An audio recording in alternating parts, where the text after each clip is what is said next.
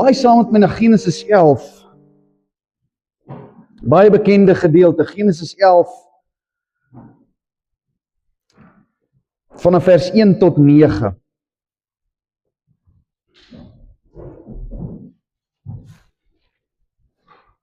Genesis 11, vers 1 tot 9. Hy sê, en die hele aarde het dieselfde taal gehad, en een en dieselfde woorde.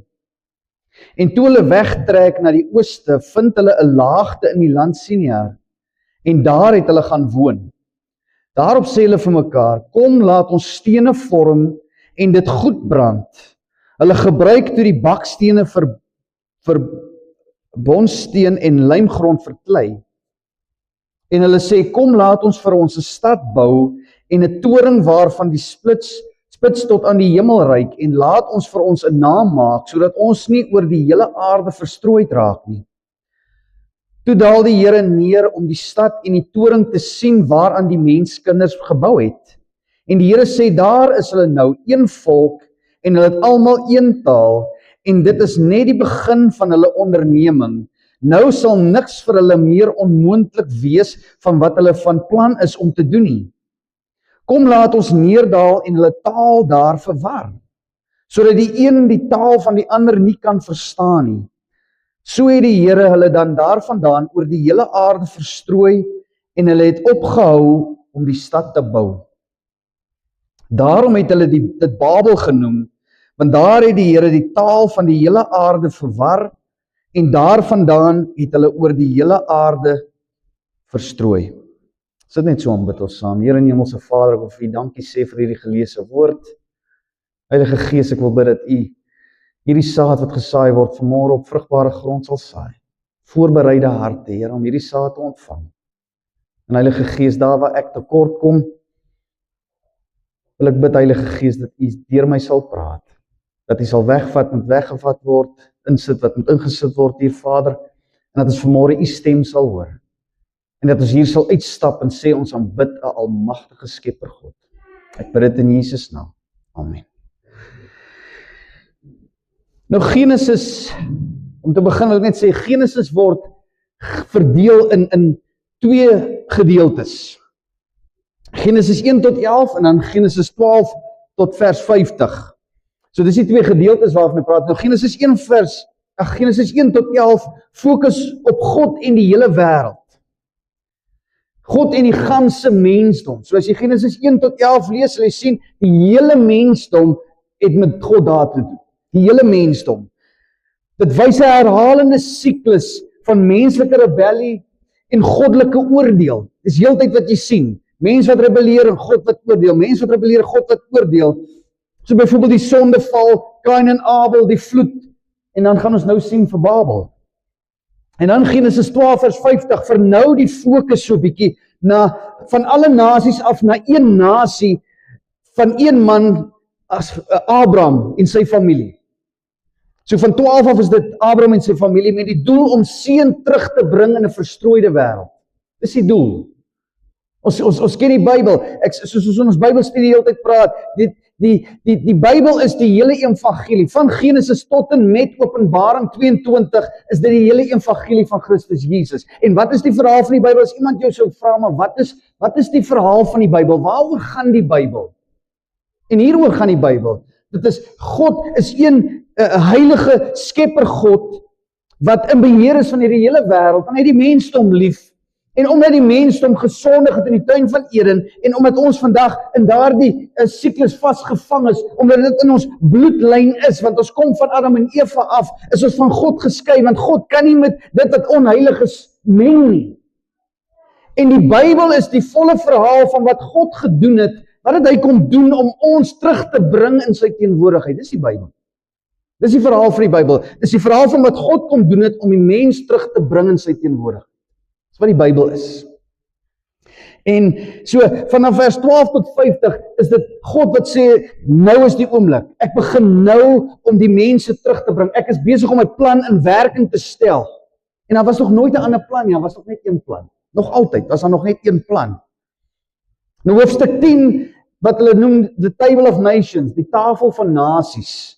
wys reeds waar Noag en sy nageslag versprei is deur hierdie wêreld heen met verskillende tale en lande. So dis hoofstuk 10. Hoofstuk 11 dien dan as 'n terugflits op die hoekom en hoe God hierdie verskillende tale en verskillende lande uitmekaar geskei het. En dis waar ons vandag gaan kom. So die mense van Babel was afstammelinge van Noag. Dis na die vloed, dis na die oordeel die vloed, en is net Noag en sy mense wat oorgebly het. Hierdie is afstammelinge van Noag. Hulle het na die vloed dieselfde opdrag gekry as wat Adam en Eva gekry het. Nou God het vir Adam en Eva gesê, wees vrugbaar en vermeerder en vul die aarde. Dit was hulle noem dit die kulturele mandaat. Vul die aarde. Wees vrugbaar en vermeerder. Genesis 1 vers 28. En hy kom in hoofstuk 9 vers 1, sê hy vir dieselfde mense, na die vloed, sê hy dieselfde ding. Wees vrugbaar en vermeerder en vul die aarde, dieselfde opdrag. Maar die eerste probleem is, die mense van Babel het gehou van waar hulle bly. Hulle het hierdie laagte gevind en dit was vir hulle baie mooi en hulle het besluit, hulle gaan hier bly. Dis die plek waar hulle wil wees.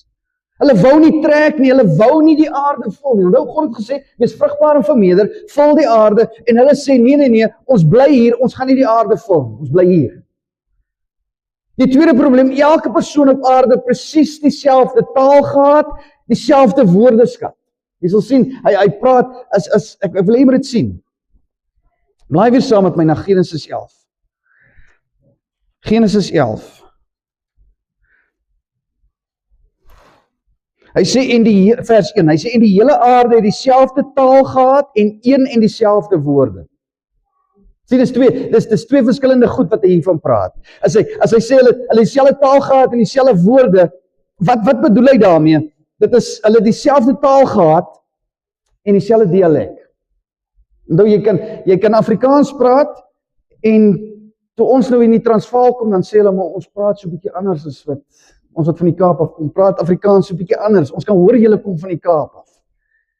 As julle ek sê, en daai tipe van goed, julle klink snaaks. Ons praat self, maar dit is 'n ander, jy kan hoor ons kom van die Kaap. Selfde taal, nou dis wat hy hier sê. Hulle praat dieselfde taal en hulle dieselfde dialek gehad. Nie eens die dialek het verskil nie. Daar was nie eens die verskil tussen die Transvaal en die Kaap wat Afrikaans aanbetref nie. Hulle het een en dieselfde taal, een en dieselfde dialek gehad. Niks het verskil nie. Eenheid. Ek meen, gebruik maar net Engels. Jy kry jou Amerikaanse Engels en jy kry jou Britse Engels. Hulle gebruik vir dieselfde woorde. Kom ons kyk net, hulle is vir 'n kaartdrank. In Amerika en in Engeland sê hulle 'n boot. Okay? En dan praat hulle van French fries in Amerika en dan praat hulle van chips in Engeland. 'n Apartment in Amerika en flat in Engeland. Sidewalk in Amerika en 'n pavement in Brittanje. Nou, dis dieselfde ding. Ons praat al twee Engels, maar ons noem dit verskillende goed. En hy sê, met die Babel het dit niks anders, niks van hierdie goed verskil nie. Hulle het presies dieselfde taal gepraat, presies dieselfde dialek. Hulle het nie ander woorde gehad vir dieselfde ding. Dit was nie daar nie. En omdat hulle mekaar perfek verstaan het, kon die mensdom maklik organiseer, hulle kon tegnologie deel, en hulle kon saamwerk na een doelwit toe. Dit was maklik, eenvoudig, want ons praat dieselfde taal. En as 'n eenheid het hulle God se opdrag verwerk. Ons gaan nêrens heen nie. Wees vrugbaar, vul die aarde, vermeerder en vul die aarde. Nee, ons gaan nêrens heen nie, ons bou nou hier. Dis wat ons gaan doen. So in 'n gevalle Genesis 3 toestand, in hulle sondige toestand, neem hulle deel aan hierdie openlike verset teen God se gesag. Ons gaan nêrens heen nie. Ons move nie. Hulle daag God se autoriteit uit. Hulle sê, kom laat ons stene maak. Laat ons vir ons 'n stad bou en 'n toring wat se spits tot aan die hemel raak. Die bouers maak hulle motief ook duidelik. Hoekom wil hulle dit doen? Wat is die doel agter dit? Hulle sê, sodat ons vir onsself 'n naam kan maak en sodat ons nie verstrooi raak. Ons wil nie deur die wêreld verstrooi raak nie. Ons wil hier as 'n eenheid saam bly, ons wil vir ons 'n naam maak hier. Dis wie ons wil wees. Hierdie mense het hulle identiteit en hulle sekuriteit nie in God gevind nie. Nie in God se woord gesoek nie. Maar hulle eie mensgemaakte getalle, hulle eie organisasie en hulle eie prestasies. Dis waarin ons identiteit wil vind. Dis hoe ons naam wil maak. Hulle die Here as hulle God verwerp. Eerder as om hulle God te aanbid, het hulle van hulself half 'n afgod gemaak. Dis wat hulle gedoen het. Hulle vertrou hulle eie vernuf, hulle eie permanente sekuriteit en onafhanklikheid. Wou hulle van God hê. Hulle wil onafhanklik wees van God. Dis wat hulle wou doen. Die voltooiing van so 'n groot stad, kan jy vir jouself dink, sou roem en onsterflikheid aan hierdie bouers bring. Wie het hierdie ding gebou? Nee, dit was my oupa se oupa het hierdie stad gebou, het hierdie toring gemaak, het hierdie, ek meen, weer is wat het mens gedoen? Wat kom doen die mens? Ons grootheid, ons almag, ons heerlikheid. Nou in die antieke nabye ooste, in daai kultuur was torings nie net gebou om veiligheid teen vyande te hê of om oorstromings te keer nie. Dit het gedien vir hulle as trappe vir gode om af te kom. So ons bou na aan die hemel sodat die afgode of die gode kon afkom soos trappe af sodat ons hulle kon aanbid, sodat ons vir hulle kan offers bring en sodat ons van hulle af boodskappe kon kry. Dit was die idee. So hierdie is nie net 'n toring nie. Ons moet nie net 'n toring sien nie. Dit was afgodsaanbidding. Dit is eintlik wat daar aangegaan. Ironies genoeg is hulle toring so ver van die hemel af dat die skrif sê dat God moes afkom om dit te sien. Interessant, né? Hy sê hy moes afkom om te kom kyk wat maak hulle daar. Maar vers 6 wys ons dat daardie ironie nie te ver gedruk moet word. Want God lag nie. Hy bespot hulle nie. Inteendeel, hy neem hulle baie ernstig op. Hy sê liewer kom laat ons hulle planne in die wiele gaan ry. Sien jy? Hulle het gesê kom laat ons vir ons 'n naam maak, laat ons vir ons 'n stad bou. En hier kom God en hy sê kom laat ons. Dis God wat hier praat. Hulle sê kom laat ons en God sê nee, kom laat ons, die drie eenheid, Vader, Seun, Heilige Gees, laat ons nou gaan en hulle planne in die wiele gaan ry. En sy metode is verrassend. Hy kom nie en hy sê kom ons gaan breek hierdie toring af nie. Dis nie wat hy sê nie. En ek meen 'n toring kon vervang word, reg? Dus kom ons weer gaan bou. Sy oplossing gaan dieper. Hy moet ontslae raak van dit wat die bou van daardie toring moontlik gemaak het. Hy sou hulle vermoë om te kommunikeer verwyder. Die taal wat hulle verbind het. Dit sal hy kom breek. Hy sal dit tot niet kom maak sodat julle mekaar nie kan verstaan nie. So hy stuur nie 'n aardbewing om hierdie toring uit mekaar uit te skud nie. Hy het geweet, een volk, een taal was nie op daardie stadium 'n goeie idee in hulle vervalle toestand. Dis nie 'n goeie idee nie. Hy het geweet wat sou gebeur wanneer sondaars leer om saam te werk in hulle sonde. Jy gesien lyk ons wêreld.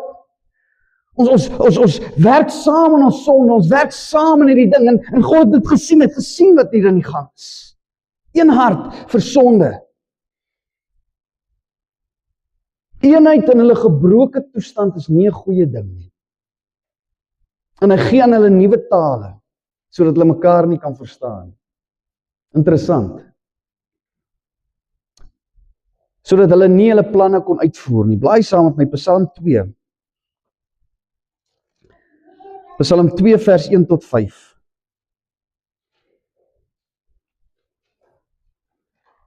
Psalm 2 vers 1 tot 5. Hy sê, waarom woel die nasies en bedink die volke nietige dinge? Die konings van die aarde staan gereed en die vorste hou saam raad teen die Here en teen sy gesalfde en sê, laat ons hulle bande stukken ruk en hulle toue van ons afwerp. Hy wat in die hemel woon lag. Die Here spot met hulle. Wat het sê daar? Hy sê, hy wat so hulle het hierdie plan en dan kom hy in vers 4 en hy sê, hy wat in die hemel woon lag. Die Here spot met hulle. Dan sal hy hulle aanspreek in sy toren en in sy grimmigheid sal hy hulle verskrik.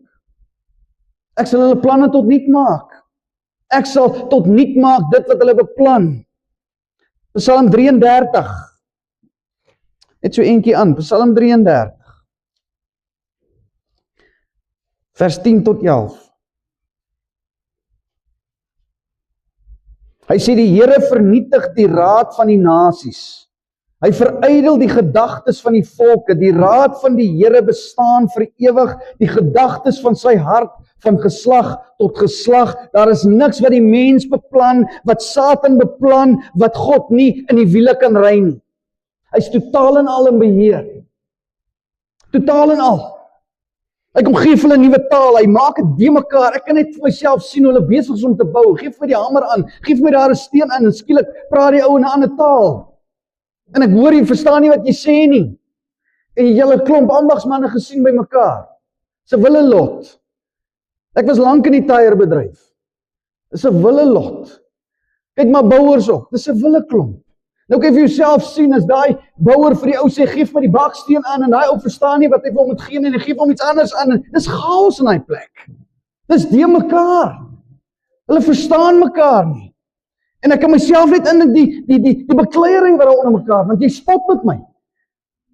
Want ek bedoel, hulle het nog dat is dieselfde taal en skielik praat hierdie ou in 'n taal wat ek nie verstaan nie en dan maar jy spot nou met my.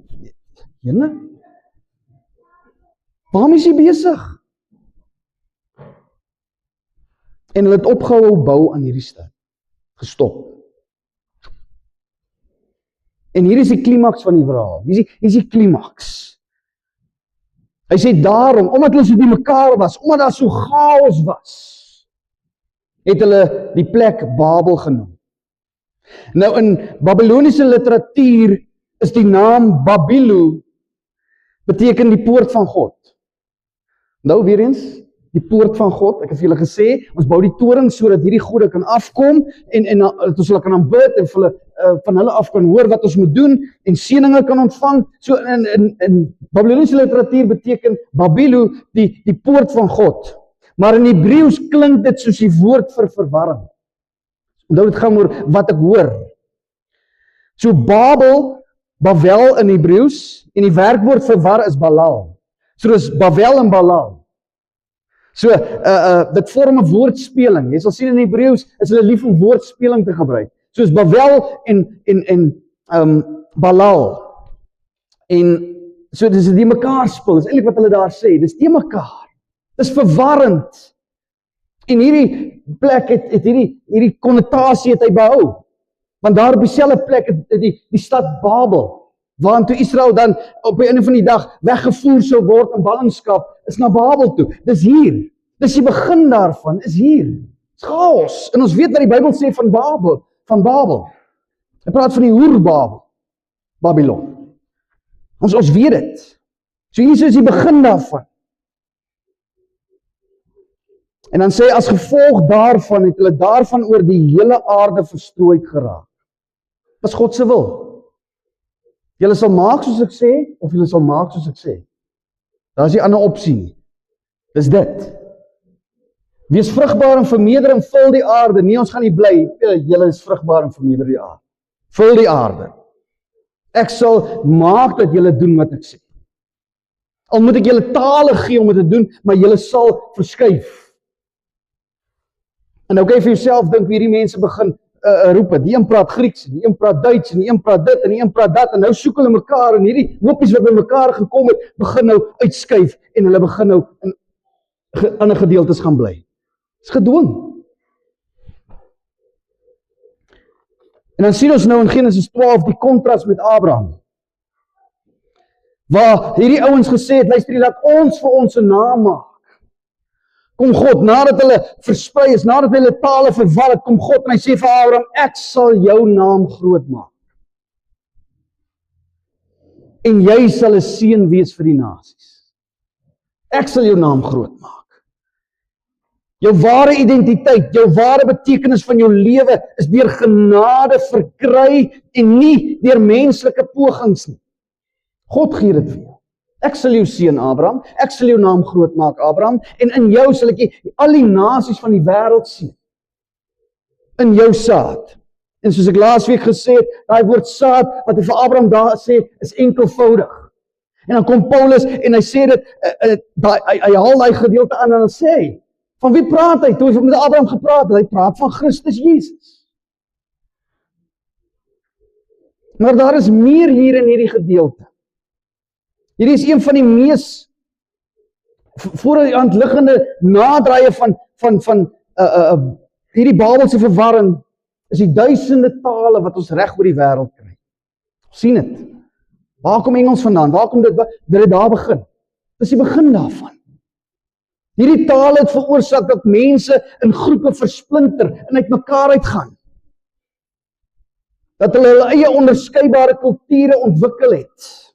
Babel is die uiteindelike rede vir verskillende stamme en volke en tale en nasies. Dat wat ons nou sien en daar begin. Dis die punt. En ons as mense vandag in hierdie kerk is natuurlike afstammelinge van daai mense in Babel. Ons is van dieselfde stam. Kom daar vandaan. Ons gevalle vlees vind nie ons identiteit en sekuriteit in God se woord en sy gebooie nie. Ons wil nie. In ons natuurlike gevalle toestand wil ons dit nie doen nie. Maar in ons persoonlike eienskappe en ons persoonlike prestasies, dis waar ons identiteit wil vind. Dis hoe ek wil voel, ek is goed. Ek maak saak in hierdie wêreld. Kyk wat ry ek, kyk waar bly ek. Kyk waar werk ek.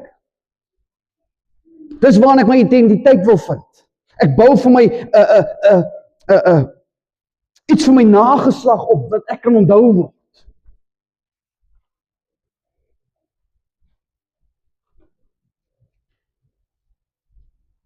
Ons hartsbegeerte is om ook soos hierdie Babiloniërs 'n sekere mate van onsterflikheid vir onsself te bou.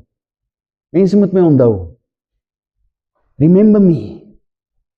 En taal het ongelukkig wapens geword, reg oor hierdie wêreld. Jy het gesien? Om mense van mekaar te skei. Ek sê weer, voor die Here my siel gered het, was ek 'n hyper rasis.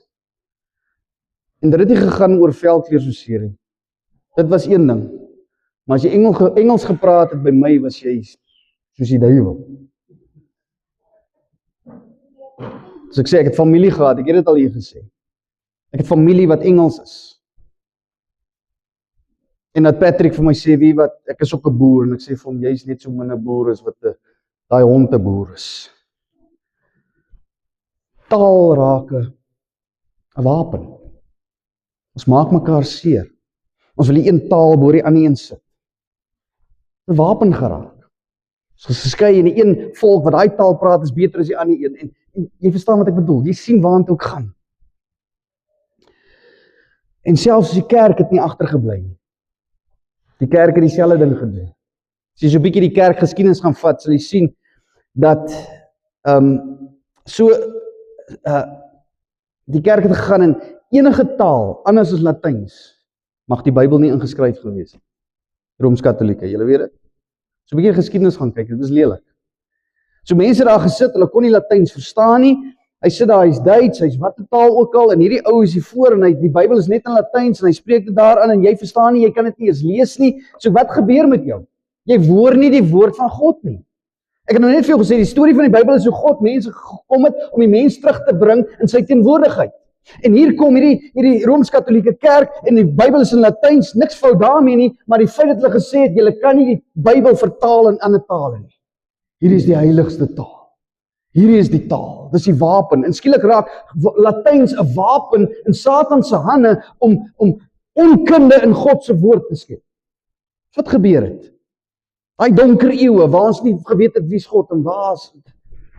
En dis waar die Martin Luther en daai manne gekom het. Dis die groot ding. Maar wat ons moet besef is, verskeie mense is dood omdat hulle die Bybel in hulle eie taal wou hê. Jy het geweet? William Tyndale is verwrig en verbrand omdat hy die Nuwe Testament in Engels vertaal. Hy's verwrig en verbrand in die openbaar. Thomas Heaton het van hierdie einste Bybels wat gedruk is deur William Tyndale het hy gesmokkel. Hy het gesorg dat anders dit kry. En hulle het hom gevang en hy is verbrand. Jan Hus, julle het al van Jan Hus of John Huss, julle het van hom al gehoor? Hy het hierdie vertaling en hierdie verspreiding van hierdie Bybels het net ondersteun. Hy het dit gesê, dis goed. En wat het met hom gebeur? Hy is verbrand. John Wycliffe Dieselfde ding. Alhoewel hy is in 'n beroerte oorlede op die einde van die dag, maar weet jy wat hulle met hom gedoen? Wie kan onthou? Hulle het sy bene gaan opgrawe en dit verbrand. Dis rof. Omdat ons die Bybel in ons eie taal wil hê. Ons wil die evangelie in ons eie taal hoor. Ons wil hê ander mense met die evangelie in hulle eie taal hoor. Dit maak jou dood, dit verbrand jou. En dan Etienne Dollett. Hy het 'n drukkery gehad. En hy het van hierdie onwettige vertalings wat hy gedruk. Wat het met hom gebeur? Hy's verbrand. So word 'n taal 'n wapen, sodat ek God nie kan ken nie. Sodat ek geskei is van my God, sodat ek nie weet wie hy is nie, sodat ek nie weet wat fout met my nie. William Tyndale het gesê, ek wil hê dat die Bybel deur almal verstaan word. Ek verlang na die dag wanneer die seun agter die ploeg die skrif met begrip sal lees. Met ander woorde, as jy van die adelstand was en jy kon lees en jy kon Latyns verstaan, het jy toegang gehad tot die Bybel. Maar die ou wat daar agter die ploeg gestaan het en gewerk het, hy kon nie lees nie, hy kon nie skryf nie, hy kon nie Latyns verstaan nie, so hoe moet hy nou weet van sy verlosser wat gekom het? Hoe moet hy weet?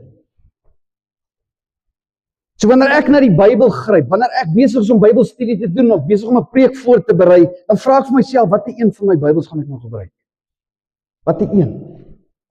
Ek het verskeie Bybels, verskeie weergawes. Jy kan na my toe kom. Ek het een heeltemal Grieks. Grieks. En ek's nie enigste een wat so geseënd is nie. Die meerderheid huishoudings het 'n Bybel. En die gemiddelde huishouding het gewoonlik 3 of meer. Dis waarvoor die ouens gesterf het. Sodat ek die evangelie in my eie taal kon hoor. In my eie taal. Dit mag dalk as 'n skok vir jou kom, maar ongeveer 3,3 miljard mense, 40% van die wêreldbevolking word gesien as onbereik deur die evangelie. Wat dit beteken, hulle het min of geen betekenisvolle toegang tot die evangelie. Wat dit beteken, ek gaan dit weer sê, 3,3 miljard mense, 40% van die wêreldbevolking, het nog nie ordentlik die evangelie van Christus Jesus gehoor nie. En na raming is daar 1,4 miljard Christene wat nie 'n volledige Bybel in sy eie taal het. 1,4 miljard Christene. En weer eens, baie plekke kan jy nie ingaan met 'n Bybel. En dis hoekom, soos ek sê in ons Bybelstudie is ons besig met daai doek. En waaroor gaan die doek? Die doek is om te gee, hulle gaan met die doek in waar mense nie met 'n Bybel kan ingaan nie. Want as ek 'n Bybel insmokkel daar en hulle vang my, word ek vermoor. Maar hulle vat die doek in. Staan nie. Want as jy die boek het, jy hoef nie eens die Bybel te kan lees, jy hoef nie te kan lees of skryf nie, met daai doek nie. Wat so wonderlik is van daai doek. Jy het die hele evangelie in prentjie vorm. Kyk wat doen die Here. Ons almal kan 'n prentjie verstaan, reg? As kerk het ons nog baie werk om te doen, as dit kom by Here Jesus se groot opdrag. So wat het hy gesê in Matteus 28, vers 19 tot 20, gaan dan heen, maak disippels van alle nasies, doop hulle in die naam van die Vader, Seun en Heilige Gees, en leer hulle om alles te onderhou wat ek julle beveel het, en ek sal met julle wees tot en met die volëinding van die wêreld. Met ander woorde, ek is met julle in daai taak. Onthou dit, hy sê, ek is met julle, hy het gesê, gaan dan heen, en ek is met julle. Dis waar daai belofte inkom. Soos julle gaan, is ek met julle. Soos julle die evangelie verkondig, is ek met julle. Ek is daar, ek los julle nie. En soos ons weet, die Bybel het skaduwees in die werklike ding. Skaduwees in die werklike ding. En met ander woorde, die Joodse feeste, baie van hulle is 'n skaduwee van Jesus wat sou kom. Okay? Ons weet nagmaal verteenwoordig Jesus se dood en sterwe, is die bloed wat vir ons gevloei is. Ons weet dit, dis simbole. Nou kom ek wys vir jou hoe God, dit wat by Babel gebeur, by die Babelse verwarring, hoe hy dit kom regmaak. En dis wat ons vandag vier. Pinksterfees. Op 'n dag dat Pinkster aanbreek, sê die skrif. Kom ons lees dit. En kom ons lees daai hele gedeelte. Laai saam met my na Handelinge 2. Wil ons moet dit sien. Handelinge 2. Ons gaan lees vanaf vers 1.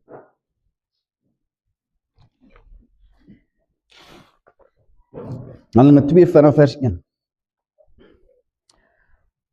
Hy sê, en toe die dag van die Pinksterfees aangebreek het, was hulle almal eendragtig by mekaar. Sien julle? By Babel was hulle eendragtig by mekaar. Een taal, een dialek. Hier is hulle weer eens, eendragtig by mekaar, en daar kom skielik uit die hemel 'n geluid soos van 'n geweldige rukwind. En dit het die hele huis gevul waar hulle gesit het. Toe is deur hulle tonge gesien soos van vuur wat hulle self verdeel en op elkeen van hulle gaan sit het.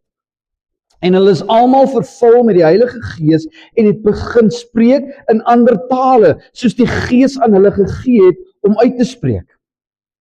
En daar het in Jerusalem Jode gewoon, godsdienstige manne uit elke nasie wat onder die hemel is. Sien julle? Wat het in die Babel gebeur?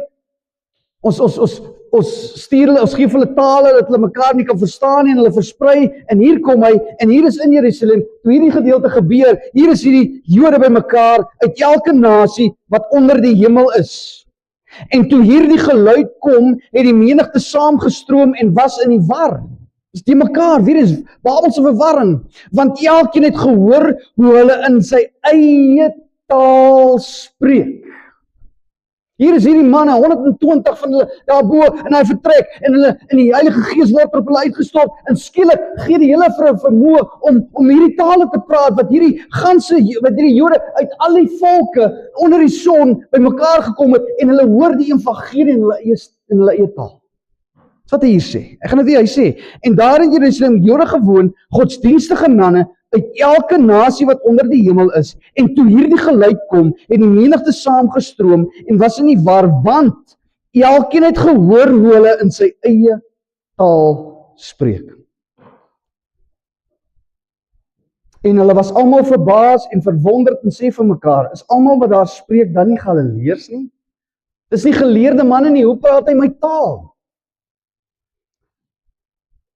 Vissermanne. En hoe hoor ons hulle elkeen in ons eie taal waarin ons gebore is? Hy praat in sy moedertaal.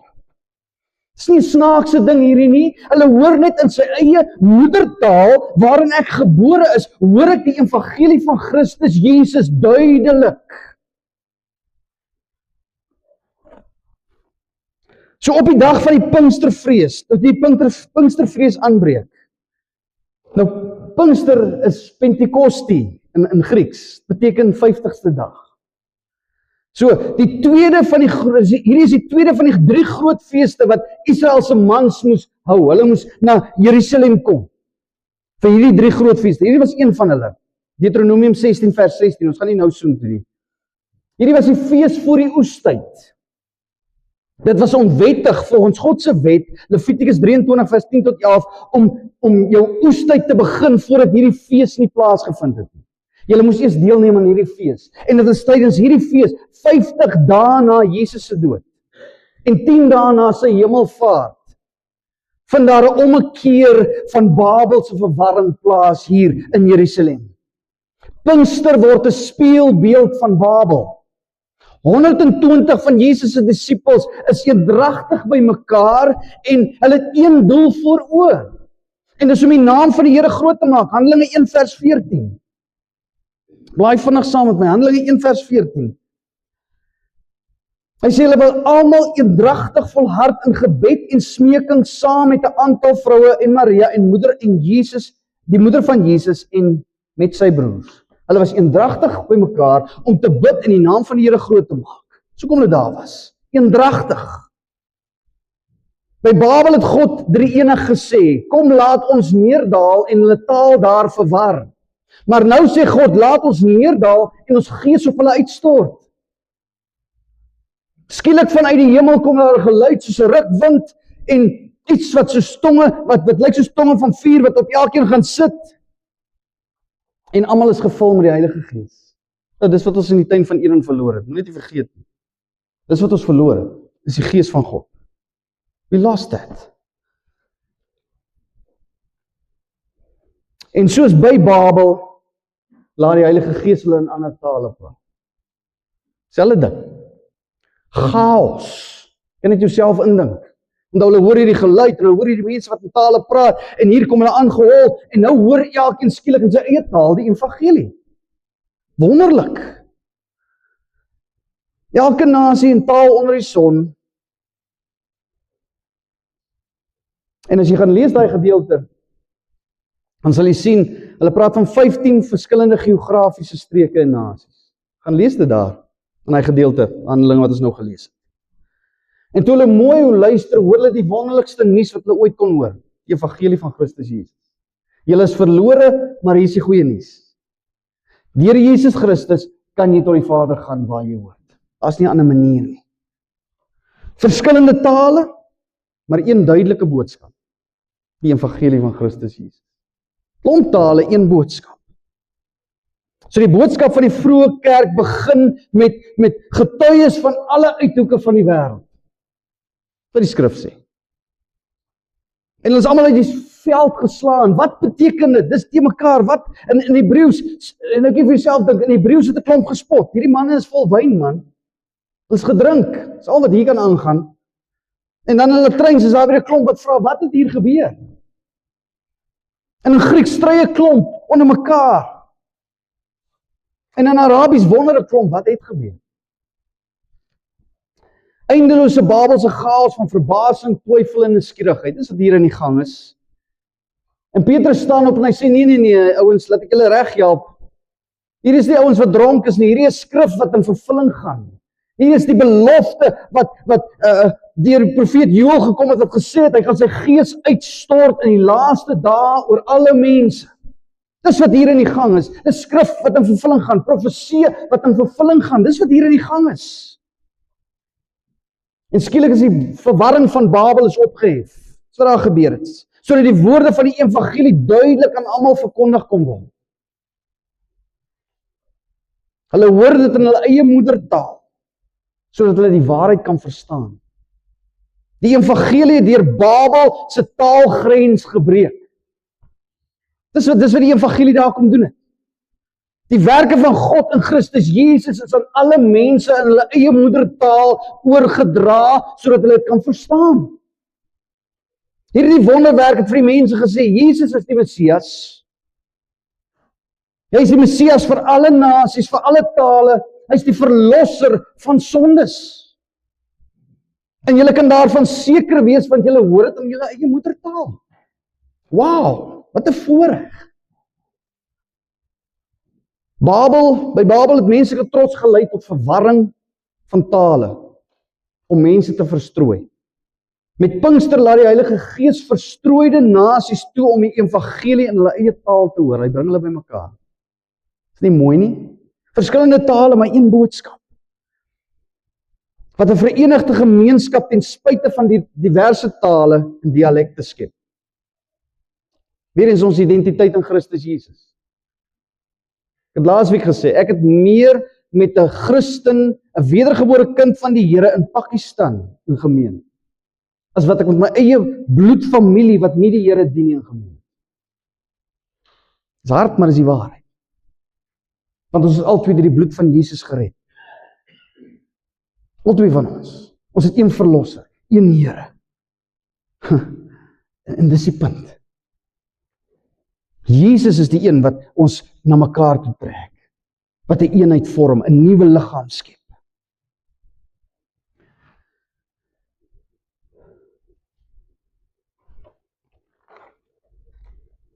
En dan sê hy, julle sal krag ontvang om my getuies te wees. Die Heilige Gees sal uitgestort word en julle sal krag ontvang.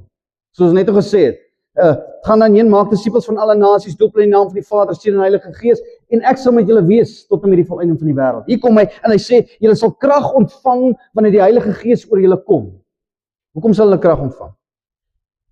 Hoekom? Sodat julle my getuies kan wees. In Jerusalem, Judea, Samaria, tot en met die uiterstes van die aarde. Dis die krag waarvan hy praat. Julle sal die krag ontvang om die evangelie te gaan uitdra. Dis hoekom julle daar is. God het 'n plan met hierdie Babelse verwarring gehad. Dit was nie per ongeluk nie, dit was bepaal. Hy het 'n plan gehad vir die verheerliking van sy seun Jesus Christus. Hy het 'n plan gehad dat Christus na die aarde toe sou kom en deur sy bloed mense na homself toe getrek sou word, dat hulle losgekoop sou word van die slawerny van sonde en die dood. Mense is uit elke stam, elke nasie, elke volk, elke taal is hulle bymekaar gebring, sodat hulle konings en priesters kan word, om saam met God te regeer. Openbaring 5 vers 5 tot 9. Blaai saam met my. Openbaring 5 vers 5 tot 9.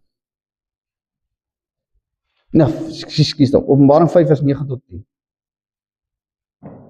Toe sing hulle 'n nuwe lied en sê, U is waardig om die boek te neem en sy seels oop te maak, want U is geslag en het ons vir God met U bloed gekoop uit elke stam en taal en volk en nasie.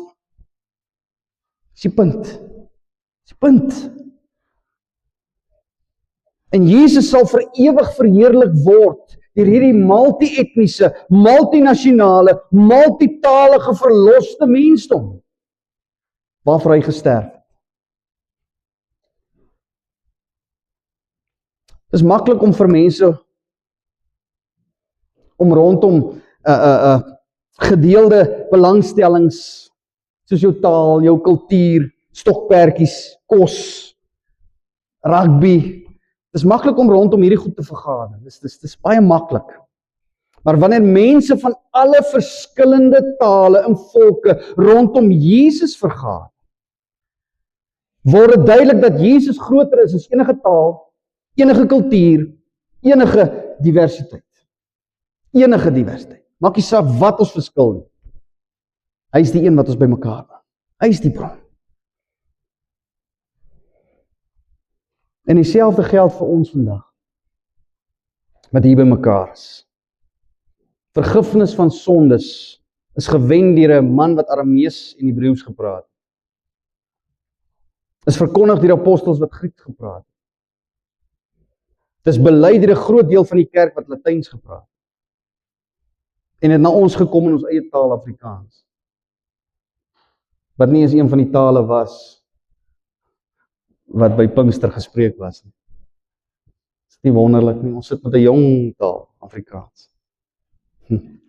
En ons hoor in ons jong taal die evangelie van Christus Jesus. Ons is bevoorreg om 'n Bybel te hê in ons eie moedertaal. Ek kan die evangelie in my eie moedertaal hoor, sodat ek dit kan verstaan. Dat ek dit van die kop af in my hart kan kry, hier.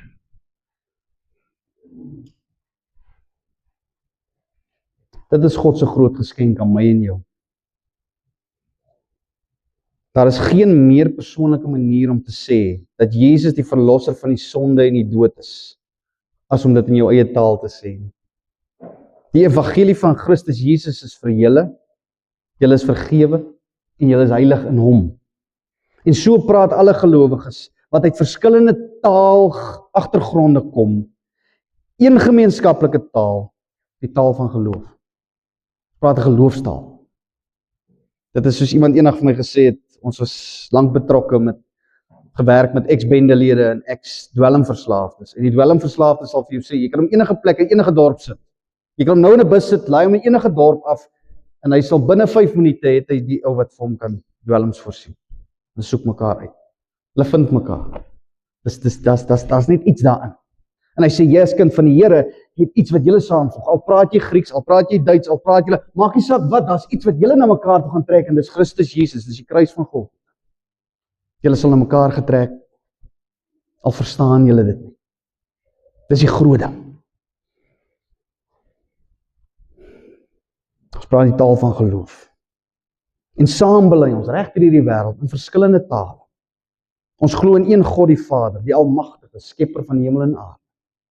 En ons glo in een Here Jesus Christus, die enige gebore seun van ons God. En ons glo in die Heilige Gees, die gewer van wedergeboorte. En dit is 'n taal wat jy slegs deur die Heilige Gees kan leer. Want niemand kan sê Jesus is Here behalwe deur die Heilige Gees. En dis hoekom die Heilige Gees gekom. Dis die punt. Dis wat ons vier vandag. Dis sodat ek en jy die taal, in ons moedertaal, die evangelie kan hoor. Dis hoekom ons hier is. Dis sodat jy jou kind kan grootmaak en die evangelie in jou kind kan vertel. Wat 'n voorreg. Ek sê weer dat mense doodgegaan is, verbrand, omdat hy die Bybel in sy eie taal wou hê. Ek en jy sit met die Bybel in ons eie taal, en ons het die evangelie gehoor in ons eie taal. En hoeveel van ons is bereid om hierdie evangelie uit te dra? Ons sit in 'n land waar ons nog die voorreg het om dit vry te kan doen. Ek hoef nie te vrees nie. Nog nie. Ek het so stel. Nog nie. Maar as mense daar buite kan dat die evangelie moet hoor. Reg deur hierdie wêreld. En ons is bevoorreg, soos ek sê, om dit in ons eie taal te hoor. En wanneer dit kom by sending, en ek wil dit net hiermee sluit ek af. Wanneer dit kom by sending, is ons gewoonlik, kom ons en ons ek wil Chinees leer, sodat ek China toe kan gaan om die evangelie daar te verkondig. Maar wat so wonderlik is van The Master Seminary, John MacArthur, hulle vat wedergebore Chinese, en hulle lei hulle op, en hulle stuur hulle China toe. Die ou verstaan die taal, hy verstaan die dialek, hy verstaan die kultuur, maar ek moet nog die taal leer, ek moet nog die kultuur leer ken, en ek meen as jy nou daar in China kom, en jy praat Chinees, jy praat Mandarin vlot, dan is dit jy's 'n oddity, jy snaaks. Wat die ou kan, en ek kan sekere plekke kan ek ingaan nie, want ons is nie op dieselfde vlak nie, maar hierdie Chinees, wat 'n kind van die Here is, wedergebore kind van die Here, wat daai taal praat, kan China toe gaan, en hy kan in plekke ingaan waar ek nie kan gaan. Nie awesome. Ons hart. Laat die Heilige Gees hierdie woorde in ons lewe lewend maak. En dat ons taal gebruik. Gebruik jou taal. Dit is deur God vir jou gegee om die evangelie, want ek sê weer, daar's mense wat jou taal praat, en wat hierdie evangelie nodig.